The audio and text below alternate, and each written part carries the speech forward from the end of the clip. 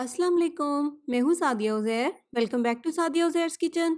आज मैं आपके साथ गन्ने के जूस की रेसिपी शेयर कर रही हूँ और यकीनन आप सभी जानते हैं कि ये जूस कितना मज़े का होता है, जिसकी वजह से ये बच्चों और बड़ों सभी का फेवरेट होता है। तो आज इस जूस को हम तैयार करेंगे बगैर गन्ने के, मिनटों में, सस्ते और आसान तरीके के साथ, ताकि आपका जब भी दिल चाहे आप इसे फ़ौरन तैयार कर लें और इसका टेस्ट भी 100% वैसा ही होगा।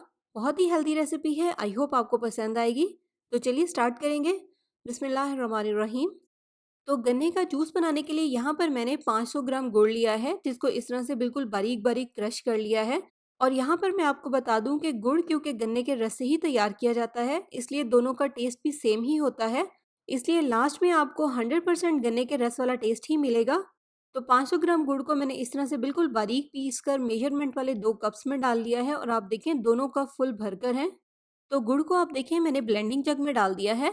अब साथ ही इसमें कुछ मज़ीद चीज़ें भी शामिल करेंगे। सबसे पहले इसमें जाएगा 1 इंच का अदरक का टुकड़ा, इस तरह से बिल्कुल बारीक चॉप करके।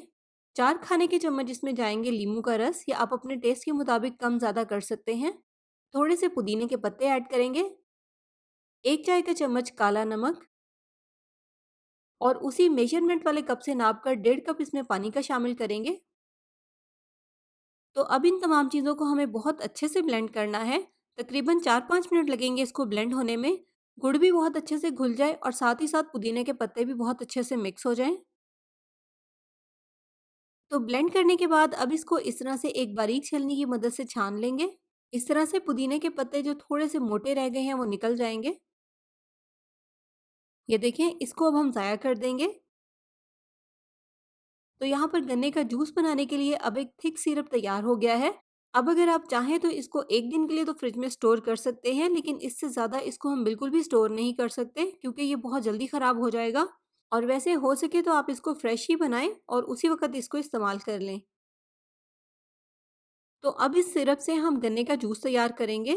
दोबारा से ब्लेंडिंग जग में ये 2 कप गुड़ वाला सिरप डालेंगे और साथ ही इसमें तकरीबन 2 कप ही पानी ऐड करेंगे। जितनी मिठास आपको पसंद हो उसी हिसाब से पानी की क्वांटिटी को आप कम ज़्यादा कर सकते हैं।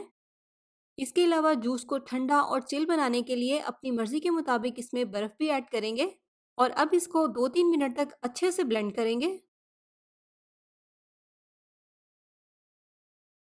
और ब्लेंड करने के बाद इसको सर्व करने के लिए ग्लास में निकालेंगे। तो मज़ेदार सा टेस्टी सा जूस यहाँ पर हमारा सर्व होने के लिए बिल्कुल रेडी है।